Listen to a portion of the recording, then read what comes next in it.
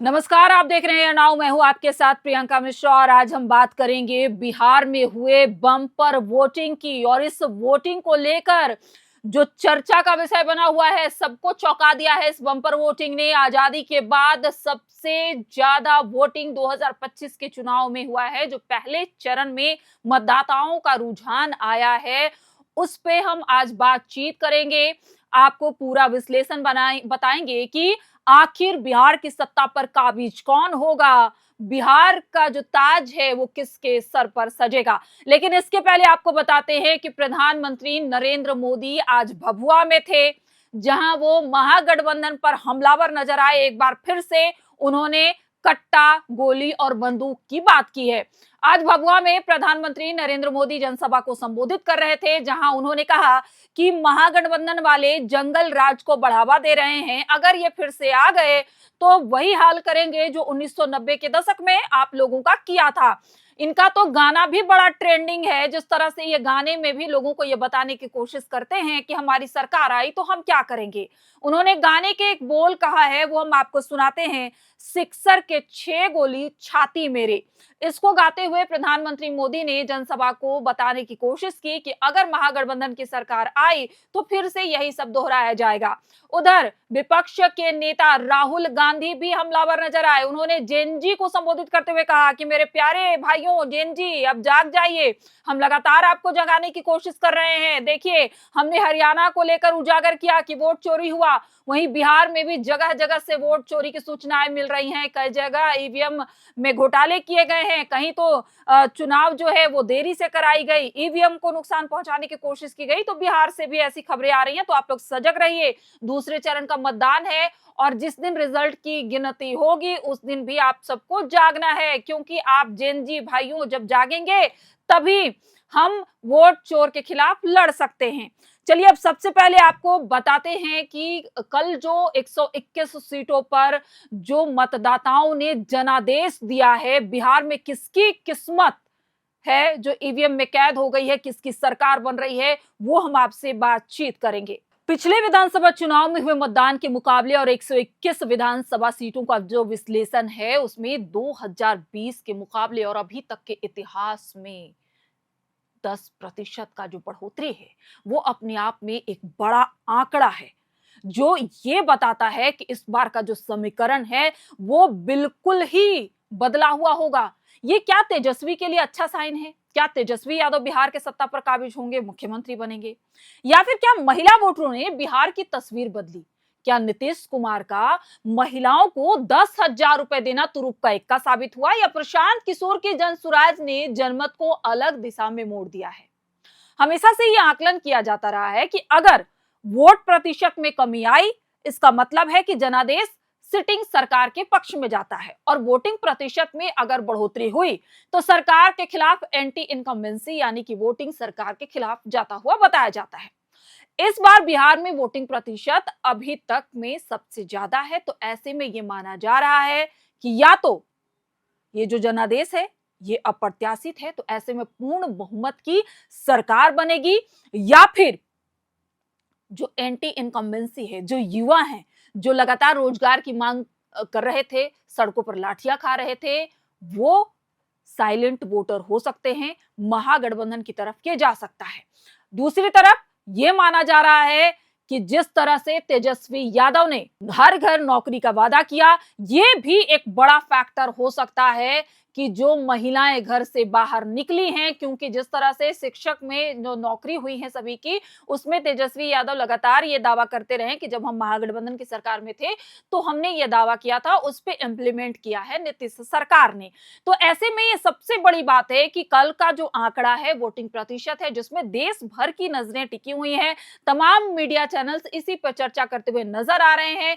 कई जगह तो ये फैक्टर भी बता दिए गए हैं कि एनडीए को इस बार बड़ा नुकसान होगा, क्योंकि आपको बता दें कि ये जो 121 सीटें हैं, इसमें 57 सीट पर जेडीयू अकेले चुनाव लड़ रहा है, जिसमें उसका सीधा सीधा मुकाबला राजद और कांग्रेस से है। ऐसे में कई सीटों पर जेडीयू कमजोर होता हुआ नजर आ रहा है, यानी कि जो जेडीयू का फैक्टर है वो इस बार बीजेपी के लिए नुकसानदायक साबित हो सकता है, और तेजस्वी इस बार आगे निकल सकते हैं, क्योंकि कांग्रेस की जो स्थिति है वो कई सीटों पर मजबूत बताई जा रही है। विश्लेषकों का मानना है कि महागठबंधन का जो बढ़त है, पिछली बार भी, पिछले चुनाव में भी 121 सीटों पर 61 सीट पर महागठबंधन की जीत हुई थी, जबकि एनडीए को 59 सीटें मिली थी। लेकिन इस बार का भी जो आकलन है वो ये माना जा रहा है कि इस बार अप्रत्याशित सीटें महागठबंधन के खाते में जाती हुई नजर आ रही हैं। इसका सबसे बड़ा फैक्टर है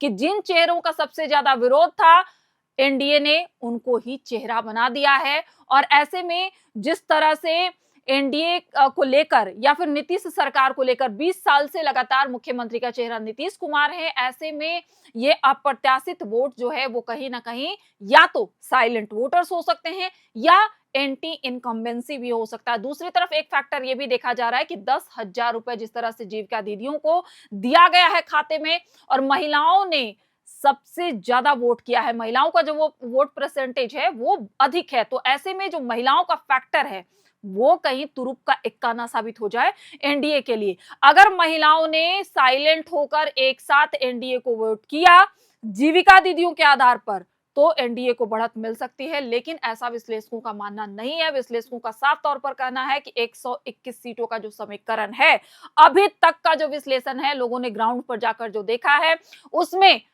सीधा सीधा महागठबंधन को यहां पे बढ़त मिलता हुआ नजर आ रहा है। तो ऐसे में मुश्किल हो सकता है एनडीए के लिए, और जेडीयू यहां पे सबसे कमजोर पड़ता हुआ नजर आ रहा है। चलिए आप बताते हैं बाइफर्केशन कि कौन से सीट पे किस चेहरे को लेकर ज्यादा परसेंटेज वोट आए हैं, हम विधानसभा वार आपको बता रहे हैं। आजाद भारत के इतिहास में पहली बार 64.64% वोटिंग हुआ है। इसमें सबसे ज्यादा कल्याणपुर सीट पर वोटों की जो प्रतिशत है उसमें बढ़ोतरी हुई है। समस्तीपुर जिले के कल्याणपुर सीट पर 2020 के विधानसभा चुनाव में 57.93% वोट पड़े थे।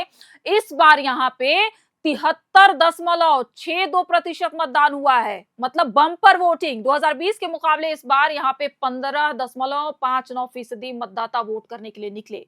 कल्याणपुर सीट बिहार की चर्चित सीटों में शामिल है। यहाँ से नीतीश सरकार के मंत्री महेश्वर हजारी मैदान में है। सरायरंजन में 2020 में 60.86% वोटिंग हुई थी, जो इस बार बढ़कर 73.33% हो गई है। उप मुख्यमंत्री विजय कुमार सिन्हा की सीट लखीसराय में भी मतदान में 10.68% का इजाफा हुआ है। यहां 2020 में 52.78% मतदान हुआ था, जो इस बार बढ़कर 63.46% हो गया। नेता प्रतिपक्ष तेजस्वी यादव की सीट राघोपुर में भी सबसे ज्यादा इजाफा वाले 42 सीटों में शामिल है।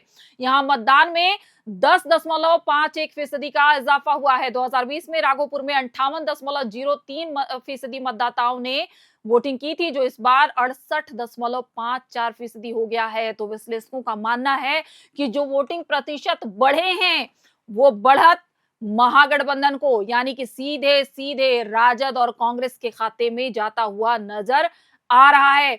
इसी तरह कई सीटें हैं जहां पे, अगर महुआ की सीट की अगर हम बात करें, तो महुआ सीट पर लालू प्रसाद यादव के बड़े बेटे तेज प्रताप यादव खुद की पार्टी बनाकर, जेडीजी बनाकर, जेजेडी यानी कि जनशक्ति जनता दल बनाकर चुनाव लड़ रहे हैं। ऐसे में राजद के उम्मीदवार हैं मुकेश रोशन।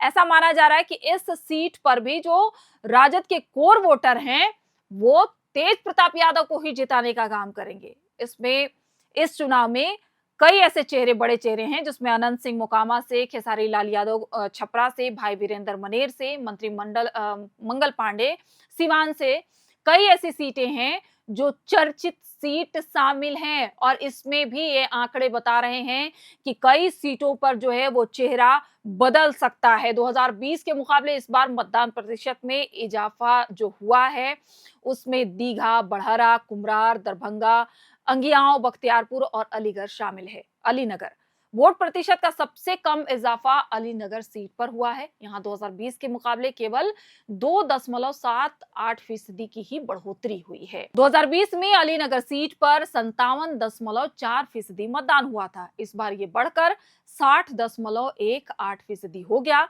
अलीनगर वही सीट है जहां से लोक गायिका मैथिली ठाकुर चुनावी मैदान में है। कई नए चेहरे हैं जिसको लेकर ये माना जा रहा है कि ये जो दाव लगाया गया है नए चेहरों पर, चर्चित चेहरों पर, वो दोनों ही पार्टियों के लिए नुकसानदेह साबित हो सकता है।